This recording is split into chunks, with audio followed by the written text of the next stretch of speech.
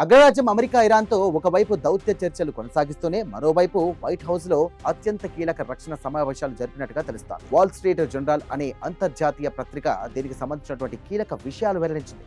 America అధ్యక్షుడు Donald Trump, రక్షణ కార్యదర్శి Pete Hegseth, joint chiefs of staff chairman general Dan Caine తో పలు దఫాలుగా సమావేశమయ్యారు.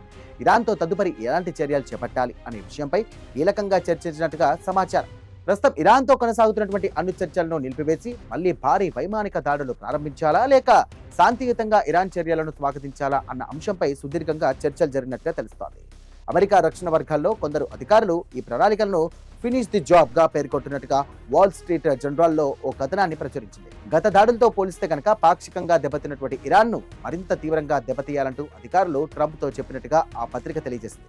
అంతేకాకుండా ప్రస్తుతం ఉన్నటువంటి సైనిక మౌలిక సదుపాయాలను కూడా పూర్తిగా ధ్వంసం చేసి యుద్ధానికి శాశ్వతంగా ముగింపు పలకాలన్న ప్రతిపాదనను కూడా ట్రంప్ ముందు ఉంచినట్టుగా సమాచారం. ఇక ఈ కీలకమైనటువంటి సమావేశంలో ట్రంప్ అందరి అంచనాలకు భిన్నంగా నిర్ణయం తీసుకున్నట్టుగా తెలుస్తోంది. యుద్ధంపై తుది ఆమోదం ఇవ్వలేదని సమాచారం. ఇప్పుడే మరోసారి యుద్ధానికి దిగితే కనుక ఇరాన్తో జరుగుతున్నటువంటి దౌత్య చర్చలు పూర్తిగా దెబ్బతింటాయంటూ ఆయన అభిప్రాయపడుతున్నట్టుగా వైట్ హౌస్ వర్గాలు వెల్లడించాయి. ఈ క్రమంలోనే ఇరాన్ అణు కార్యక్రమాన్ని సైనిక చర్యల కంటే కూడా చర్చల ద్వారా నియంత్రించడం మంచిదంటూ కూడా ట్రంప్ భావించినట్టుగా వర్గాలు చెబుతున్నాయి. దీంతో యుద్ధానికి సిద్ధంగా ఉన్నటువంటి అధికారుల్లో కూడా కొందరు ఈ నిర్ణయాన్ని సమర్థించినట్టుగా ఆ కథనం పేర్కొంది. అయితే సైనిక చర్యల అవకాశాన్ని పూర్తిగా కొట్టిపారేయకుండా సరిహద్దుల్లో అమెరికా సాయుధ బలగాలను మోహరించి ఉంచాలంటూ రక్షణ అధికారులకు ట్రంప్ స్పష్టం చేసినట్టుగా సమాచారం. ఇరాన్ ఒప్పందాన్ని ఉల్లంఘించినా లేదా అమెరికా బలగాలపై దాడులకు పాల్పడినా పరిమిత స్థాయిలోనే సైనిక చర్యలకు పాల్పడేందుకు అమెరికా సిద్ధంగా ఉండాలంటూ ట్రంప్ చెప్పినట్టుగా అక్కడి అధికారులు తెలియజేశారు.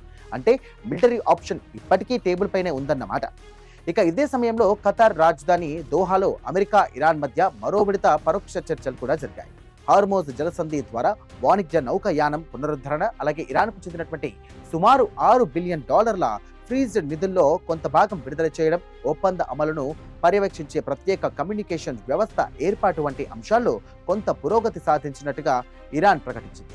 అయితే అణు కార్యక్రమం, ఆకాంక్షల ఎత్తివేత ఇటువంటి కీలక అంశాల్లో మాత్రం ఇంకా ఇరు దేశాల మధ్య ఏకాభిప్రాయం కుదరలేదు. ప్రస్తుతం ప్రపంచ దృష్టి మొత్తం కూడా హార్మోజ్ జలసంధిపైనే ఉంది.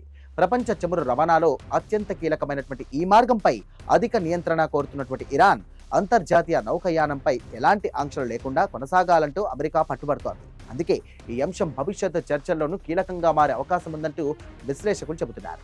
ప్రస్తుతం ట్రంప్ దౌత్య చర్చలకే ప్రాధాన్యం ఇస్తున్నప్పటికీ పరిస్థితులు మారితే మరోసారి భారీ సైనిక చర్యలకు వెనకాడబోమని సంకేతాలు కూడా ఇస్తున్నట్టుగా ఈ చర్చల సారాంశం. దీంతో ఇరాన్ అమెరికా ఉద్రిక్తత తాత్కాలికంగా తగ్గినట్లే కనిపిస్తున్న ఇరాన్ కొంత తోకదాడిస్తే ఇక తిరిగి యుద్ధ మేఘాలు కమ్ముకోవడం ఖాయమన్న అభిప్రాయాలు కూడా అంతర్జాతీయ మార్కెట్ నిపుణుల్లో వ్యక్తమవుతుంది. ట్రంప్ భవిష్యత్తులో ఎలాంటి నిర్ణయాలు తీసుకుంటారో తెలియాలంటే మరికొన్ని రోజులు వేచి చూడక తప్పదు.